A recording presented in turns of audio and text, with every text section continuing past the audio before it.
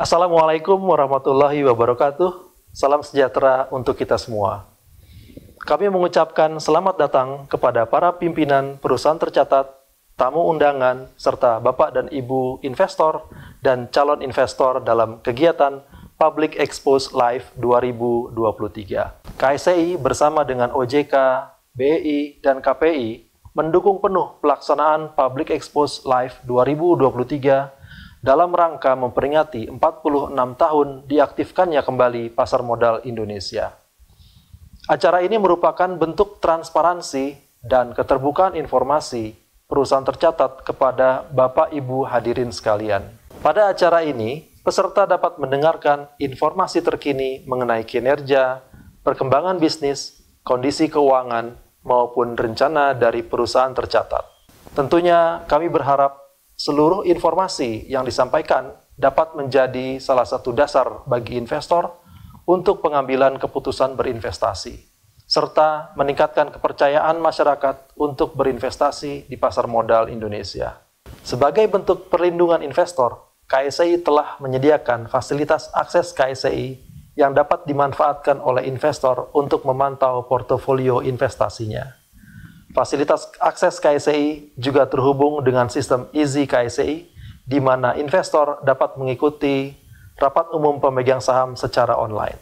Semoga pengembangan infrastruktur yang kami sediakan ini bermanfaat bagi industri, khususnya bagi investor, dalam berinvestasi di pasar modal secara efektif dan efisien.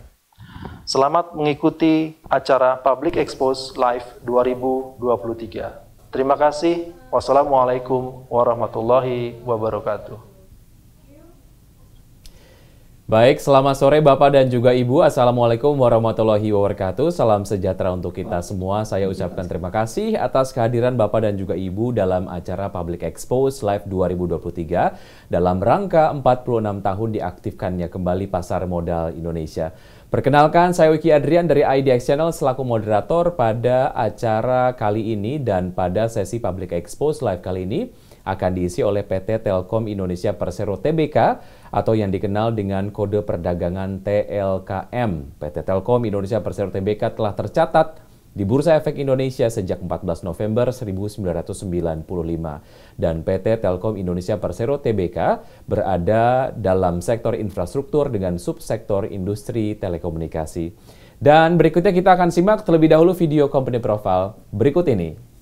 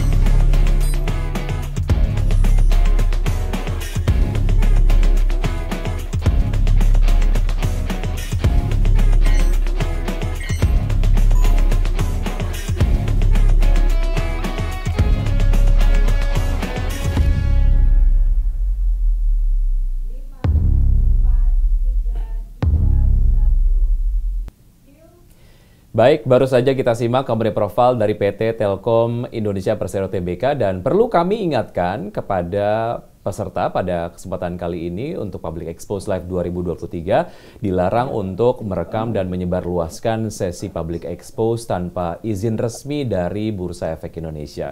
Selanjutnya hadirin yang kami hormati, saat ini telah hadir di hadapan Bapak dan juga Ibu, manajemen dari perseroan maupun perwakilan anak usaha PT Telkom Indonesia Persero Tbk.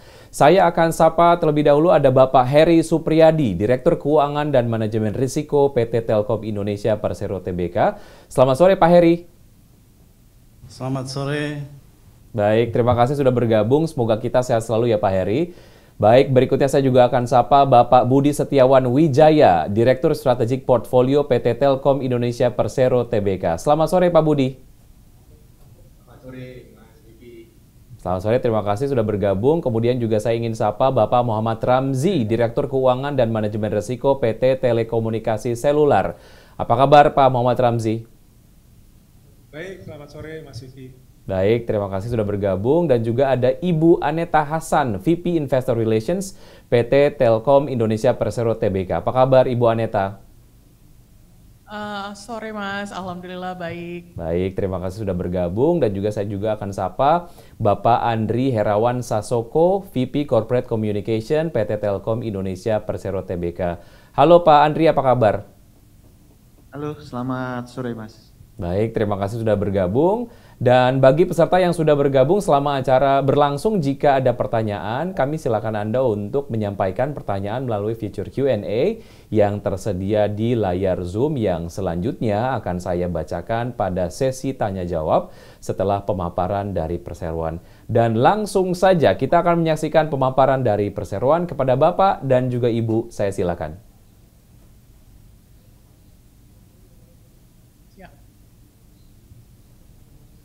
Selamat sore Bapak Ibu sekalian, terima kasih tim IDX dan Mas Wiki. Seperti yang disampaikan sebelumnya, presenter Pubex untuk hari ini adalah, bisa next?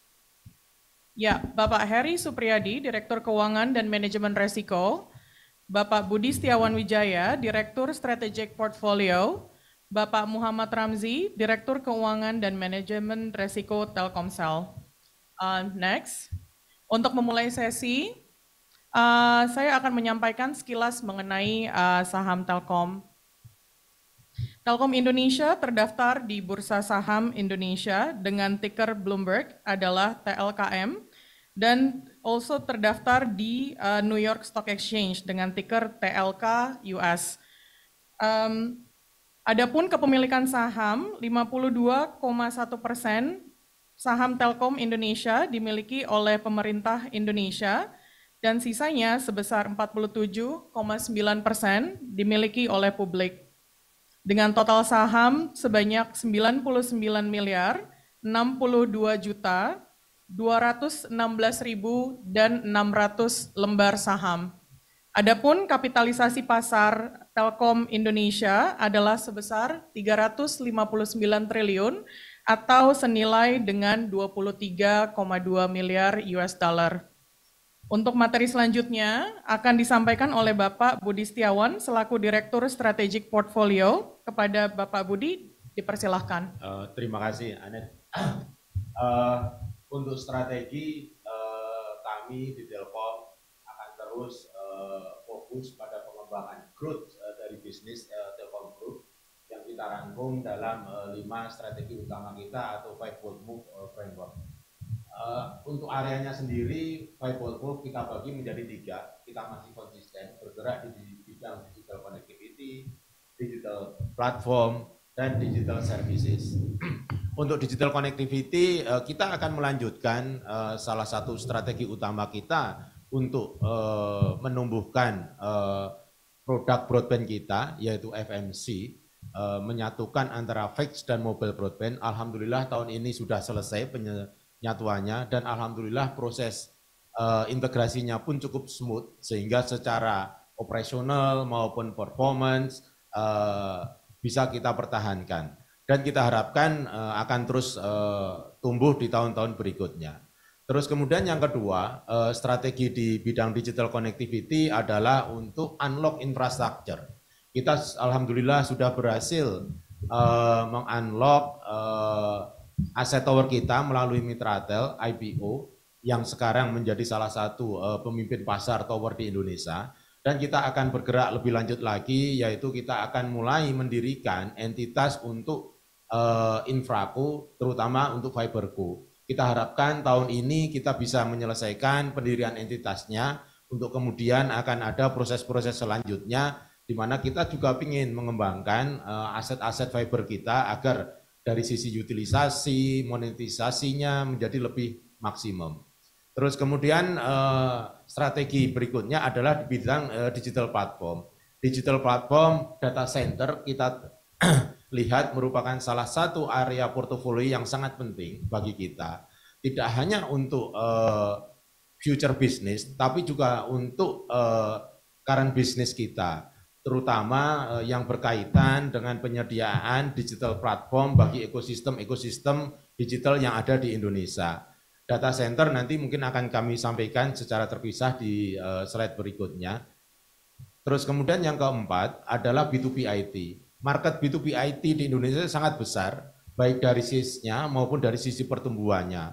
Untuk itu kita tidak mau ketinggalan bagaimana kita bisa mentransform unit-unit yang menangani B2B IT untuk kita perkuat sehingga kita benar-benar bisa melayani segmen-segmen di B2B IT mulai dari segmen SME sampai corporate, enterprise, dan government secara maksimum. Nah ini kita lihat sebagai 4 strategi utama di bidang digital connectivity dan digital platform. Kemudian strategi berikutnya adalah digital service. Tentu saja digital service merupakan salah satu portofolio yang penting. Cuman memang dalam prosesnya, kita dalam proses investasinya harus terukur. Karena memang kita sadar bahwa digital services adalah sesuatu yang baru bagi kami di Telco, tapi potensinya juga sangat besar. Next. Ini adalah data centerku. Kita lihat permintaan data center di Indonesia cukup masif. Dari yang sekarang mungkin sekitar di bawah sekitar 100 MW di tahun 2031, estimasi kita di atas 1.250 MW dengan CAGR 33%. Untuk itu kita di Telkom terus berusaha mengembangkan kapasitas data center kita yang baik ada di dalam negeri maupun di luar negeri. Terus kemudian juga di daerah-daerah yang kita harapkan nanti akan menuju kapasitas sebesar 400 MW di 2030. Di luar itu kita tahun depan akan membuka kesempatan partnership gitu ya untuk portofolio data center kita kepada calon-calon partner yang menurut kita memang tepat kita ajak bareng untuk mengembangkan bisnis data center di Telkom Group. Kita lihat dari data-data yang ada, Indonesia diestimasikan akan berkontribusi sebesar 40% dari digital ekonomi di Asia. Nah, di sisi lain kita lihat juga bahwa traffic data akan tumbuh sebesar 39% gitu. Terus kemudian juga kita lihat sudah mulai banyak inisiatif-inisiatif yang juga mendukung perkembangan ekosistem data center seperti energi terbarukan, terus kemudian juga masalah proteksi data yang sudah semakin tertata. Nah ini memberikan optimisme bagi kita untuk mengembangkan data center portofolio di Telkom secara lebih agresif. Salah satu hal yang membuat kita merasa optimis adalah kita mempunyai preposisi yang cukup kompetitif untuk bisnis data center, di mana kita punya eyeball yang lebih dari 160 juta, terus kemudian kita juga connectivity yang cukup masif, end-to-end di Indonesia, dengan coverage lebih dari 97%, terus kemudian kita juga mempunyai platform-platform digital lain yang menunjang, termasuk juga properti dan lain-lain, yang sebenarnya ini merupakan prerequisite utama keberhasilan di bisnis data center. Mungkin itu saja dari saya untuk strategi ke depan yang akan terus difokuskan oleh Telkom Group. Terima kasih. Untuk kinerja bisa langsung dilanjutkan oleh Pak Heri Supriyadi. Terima kasih Anet. Saya sampaikan secara ringkas tentang kinerja Telkom sampai bulan September tahun 2023. Telkom tercatat membukukan revenue sebesar 111,2 triliun atau tumbuh 2,2%, yang terutama didorong oleh pertumbuhan layanan data, internet, dan IT sebesar 4,8% menjadi 63,4 triliun dengan meningkatnya terutama pendapatan IndiHome dan transisi yang berlanjut dari bisnis legacy kita menjadi bisnis digital. Nah, kalau kita lihat dari segmen consumer, pendapatan bisnis digital Telkomsel tercatat mencatat kinerja yang positif sebesar 7% year on year, yang terutama didorong oleh pertumbuhan data value yang positif, yang solid selama 9 bulan ini. Dan ini terutama didorong oleh pertumbuhan pelanggan yang ada di Telkomsel, di mana pelanggan seluler tercatat 158,3 juta, dan percepatan penambahan pelanggan IndiHome sejumlah 205.000 pelanggan yang kita catat pada triwulan ketiga tahun ini. Pada sisi lain, di bisnis wholesale dan internasional kita, notable figure yang kita bisa sampaikan di sini adalah Mitratel mempertahankan kepemimpinan di industri tower dan secara konsisten meningkatkan profitabilitasnya. Pada 9 bulan pertama tahun ini, pendapatan tumbuh 11,9%, kemudian EBITDA marginnya tumbuh 2,1 percentage point menjadi 80,6%, terutama didorong oleh peningkatan rasio tenancy menjadi 1,5 pada tahun ini dibandingkan 1,44 pada periode yang sama tahun lalu. Sementara pada segmen enterprise, kita meluncurkan produk Indivis yang terutama menyasar segmen UMKM, di mana kita memberikan vertikal Indivis untuk ruko, Indivis untuk multi finance, Indivis untuk hotel dan lain-lainnya. Dengan kontribusi yang demikian, dengan cost control yang cukup baik pada grup kami, kita mencatat EBITDA sebesar 59,1 triliun dengan EBITDA margin sebesar 53,1 persen yang tumbuh dibandingkan 52,2% pada semester pertama tahun ini.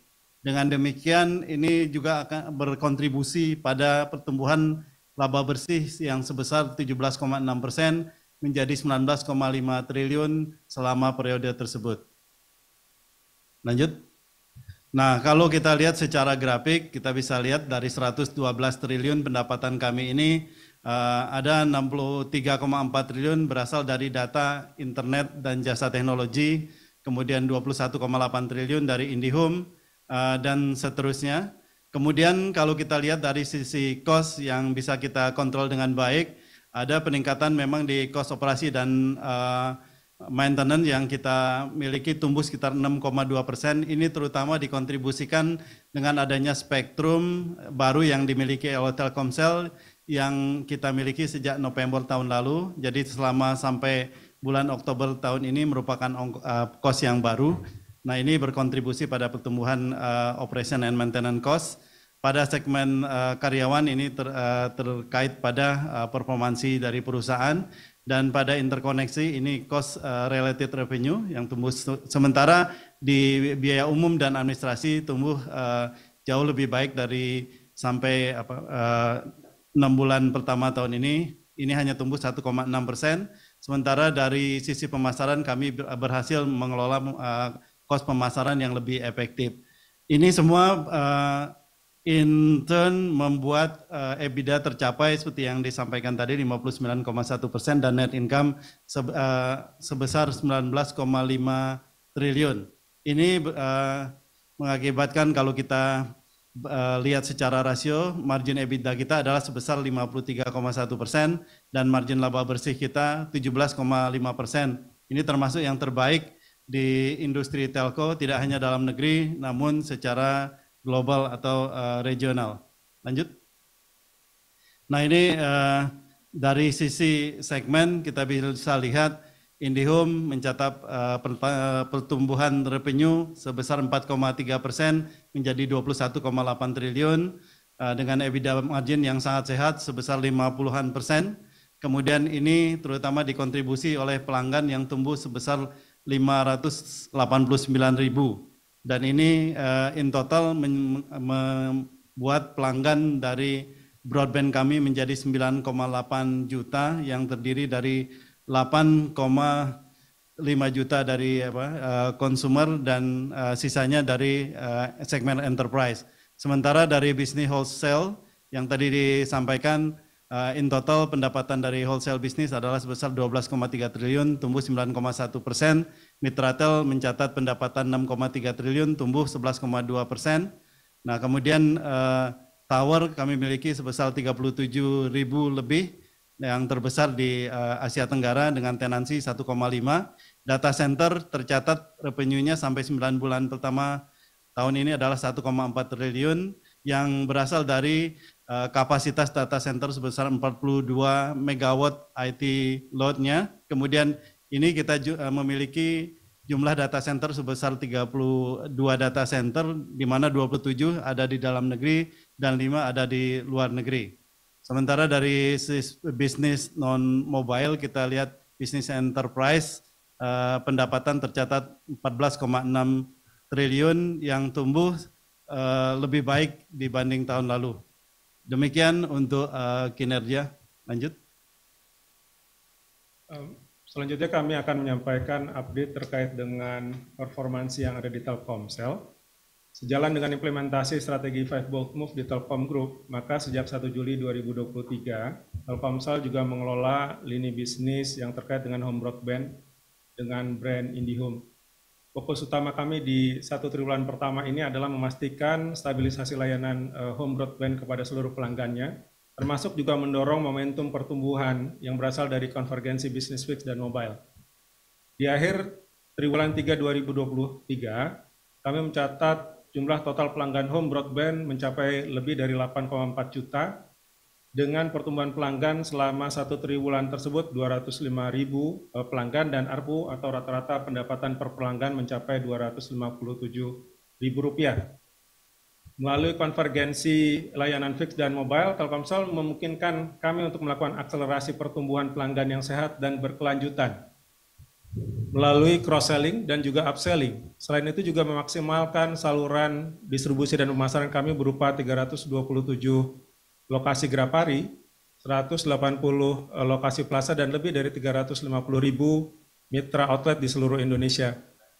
Selain hal tersebut di atas, strategi objektif dari konvergensi layanan fixed dan mobile juga berupa realisasi dari sinergi sumber daya.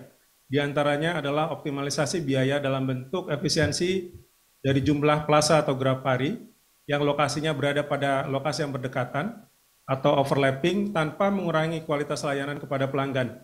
Kemudian optimalisasi dari kerjasama yang dilakukan dengan beberapa content provider yang tadinya dilakukan secara terpisah, saat ini sudah disatukan sehingga secara cost juga akan lebih efisien.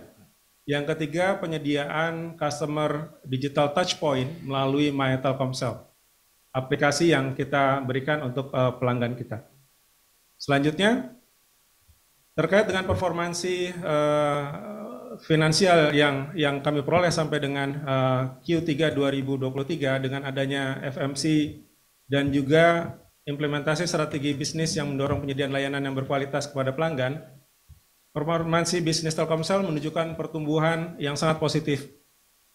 Dari total pendapatan, year on year bertumbuh 10,6% atau mencapai 66 triliun. Dan kalau kita lihat dari quarter on quarter comparison juga bertumbuh 29,6% mencapai 22,5 triliun. Pendapatan tersebut didukung atau didorong dari pendapatan seluler yang tumbuh 0,6% sampai dengan September 2023 atau senilai 0,6% dan Q on Q bertumbuh 0,3%. Kemudian untuk pendapatan IndiHome, karena memang tahun lalu belum dialihkan ke Telkomsel, total pendapatan yang dicatat dari IndiHome mencapai 6,6 triliun. Dari performansi yang kami capai tersebut, jumlah beban juga meningkat. Ini sejalan dengan adanya pengalihan bisnis IndiHome. Jumlah beban kami mencapai 28,3 triliun atau bertumbuh 22%.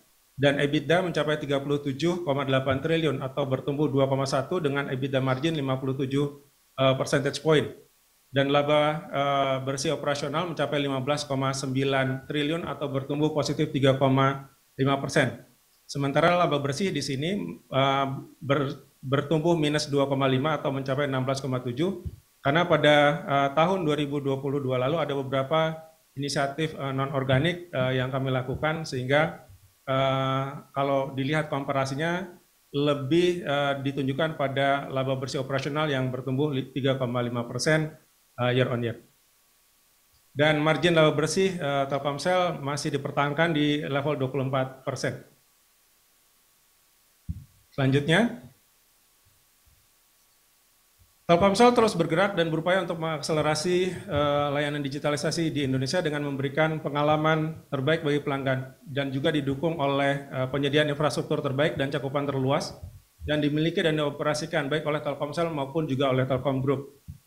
Meningkatnya kebutuhan pelanggan untuk senantiasa terhubung atau always connected juga diberikan keluasan untuk dapat mengakses informasi dan layanan Telkomsel setiap saat dan saat ini disolusikan melalui penyediaan satu aplikasi My Telkomsel Apps yang secara bulanan atau rutin digunakan oleh 35 juta pelanggan kami.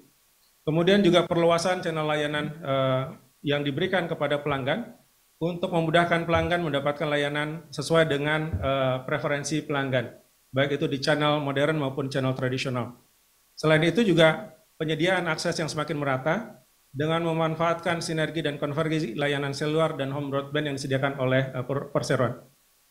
Sebagai host of payload dengan traffic data terbesar di Indonesia, kami juga didukung oleh ketersediaan infrastruktur dan pengoperasian jaringan fiber optik yang luas dan handal.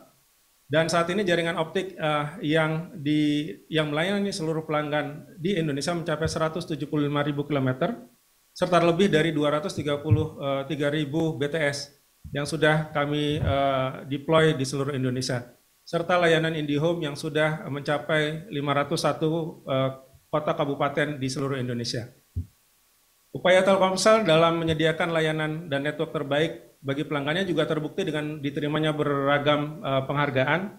Salah satunya adalah penghargaan yang kami peroleh dari Ookla Speed Test di beberapa kategori seperti upload dan download speed serta coverage yang terluas di Indonesia. Demikian paparan performasi dari Telkomsel. Untuk selanjutnya kami kembalikan ke moderator. Terima kasih. Ya baik, terima kasih kepada perwakilan perseroan dan juga anak usaha yang sudah memberikan paparan. Dan segera kita akan masuki sesi tanya jawab. Dan ini saya melihat ada beberapa pertanyaan yang sudah masuk. Saya akan bacakan satu pertanyaan dari Bapak Doni. Pertanyaan pertama adalah bisnis apa yang akan menjadi growth driver untuk Telkom ke depan? Kemudian pertanyaan berikutnya adalah bagaimana proyeksi pertumbuhan pendapatan dan belanja modal Telkom hingga akhir tahun ini. Silakan Bapak Ibu untuk menyampaikan jawaban dari pertanyaan yang disampaikan oleh Bapak Doni.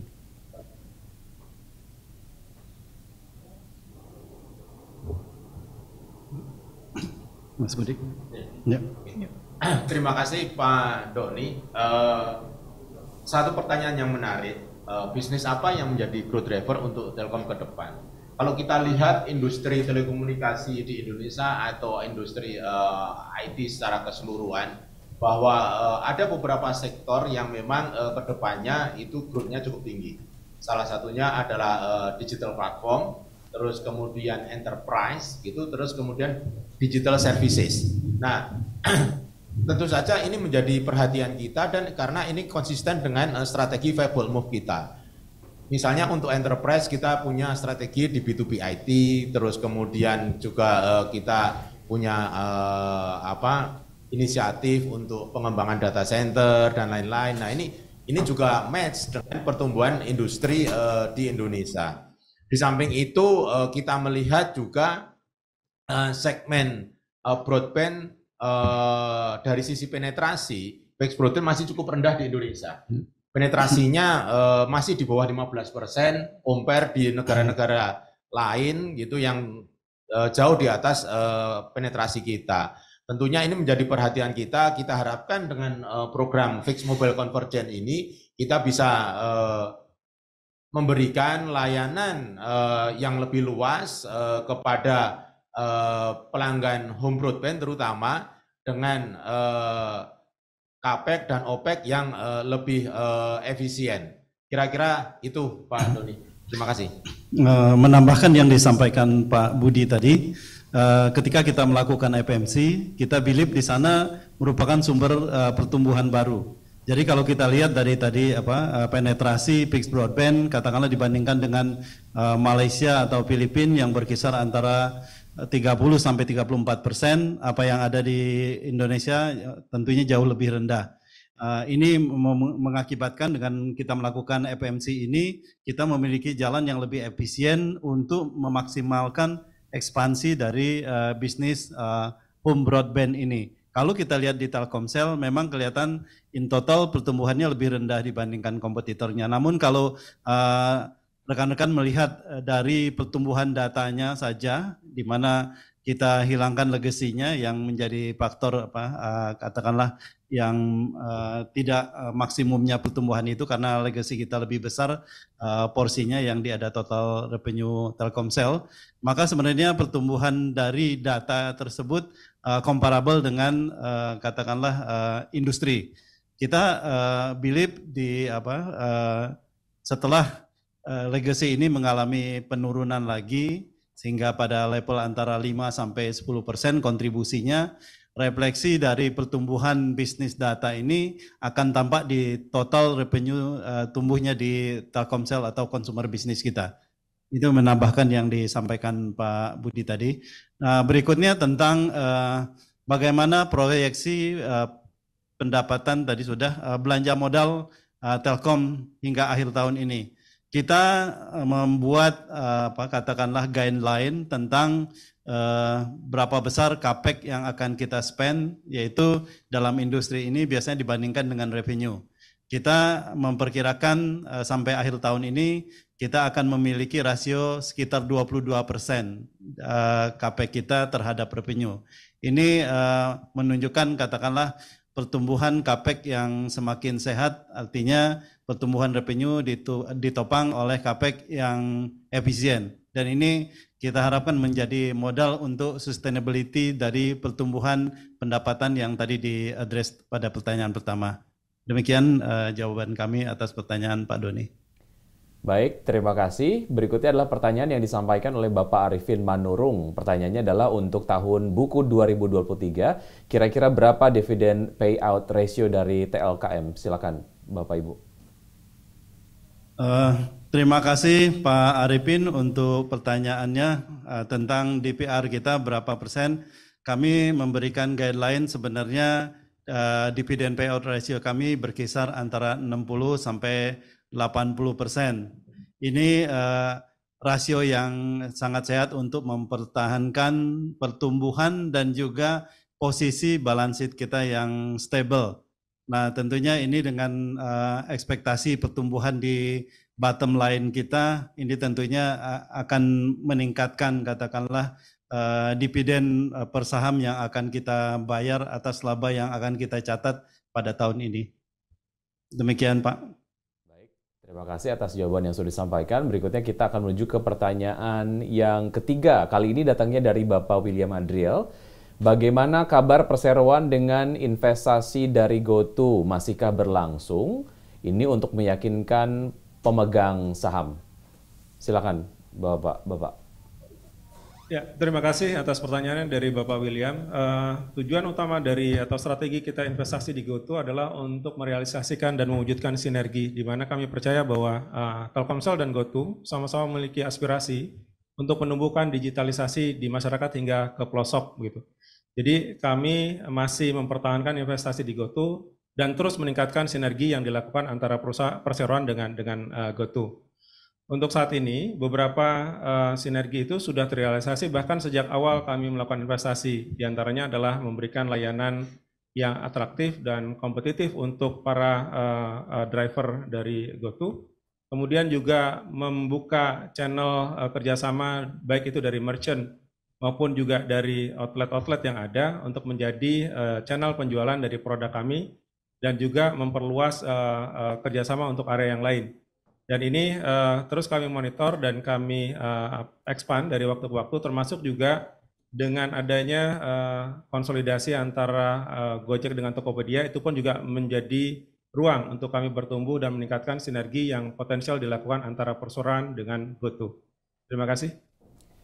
Baik, terima kasih atas jawaban yang sudah disampaikan. Berikutnya kita menuju ke pertanyaan yang disampaikan oleh Bapak Gustiawan Godi. Banyak teman saya yang berlangganan IndiHome atau Home Broadband mengeluh akan kualitas layanan. Bagaimana strategi Telkom untuk meningkatkan kualitas layanan, mempertahankan pelanggan yang ada dan menambah pelanggan baru? Silakan. Terima kasih atas pertanyaan dari Pak Gustiawan Godi, dan ini menjadi inputan berharga buat kami untuk terus meningkatkan layanan dan kualitas layanan serta experience yang diberikan kepada pelanggan. Selaras dengan integrasi FMC, kami di Telkomsel terus berusaha meningkatkan pengalaman pelanggan dengan menyediakan customer touchpoint yang luas, baik itu yang menggunakan digital touchpoint melalui My Telkomsel apps, maupun juga melalui touchpoint yang lain, apakah itu di Grapari maupun dengan call center. Nah, jika berkenan, nanti kami akan memfollow up dari nomor ID pelanggan mana yang memberikan atau menyampaikan keluhan kepada Bapak Gustiawan untuk kami tindak lanjuti segera. Terima kasih. Baik, nampaknya pertanyaan yang disampaikan oleh Bapak Gudi menjadi pertanyaan terakhir di sesi Q&A kali ini. Terima kasih atas pertanyaan dan juga jawaban yang sudah disampaikan. Demikianlah sesi tanya jawab Public Expose PT Telkom Indonesia Persero Tbk. Karena keterbatasan waktu, kami mohon maaf atas pertanyaan yang belum terjawab, dan apabila terdapat pertanyaan lebih lanjut, Anda dapat menghubungi Investor Relation atau unit terkait dari PT Telkom Indonesia Persero Tbk melalui portal komunikasi yang dimiliki oleh perseroan. Dan sebelum kami tutup, saya akan silakan kepada Bapak ataupun Ibu dari Telkom untuk memberikan closing statement. Kepada Bapak dan Ibu, waktu dan tempat saya silakan. Terima kasih Mas Wiki. Demikian paparan kami pada acara Public Expose Live 2023 hari ini. Kami mengucapkan terima kasih kepada Bursa Efek Indonesia atas kesempatan yang telah diberikan. Telkom Indonesia secara berkelanjutan akan terus berupaya memberikan kebermanfaatan terbaik kepada seluruh pemangku kepentingan melalui upaya-upaya peningkatan kualitas operasi serta transformasi jangka pendek dan menengah melalui strategi 5 Bold Moves. Dengan tujuan meningkatkan competitive advantage dan leadership di industri, juga menjadikan Telkom sebagai emiten terbaik untuk berinvestasi. Akhir kata, terima kasih atas kepercayaan yang diberikan kepada Telkom untuk bersama-sama membangun Indonesia. Wassalamualaikum warahmatullahi wabarakatuh.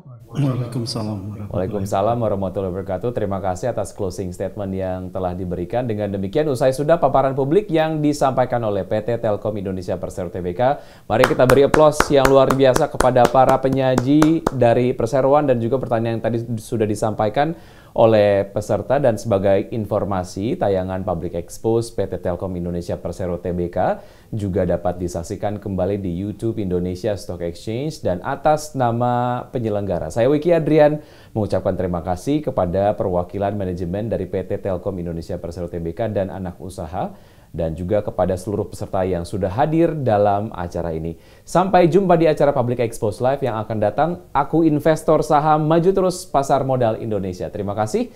Wassalamualaikum warahmatullahi wabarakatuh.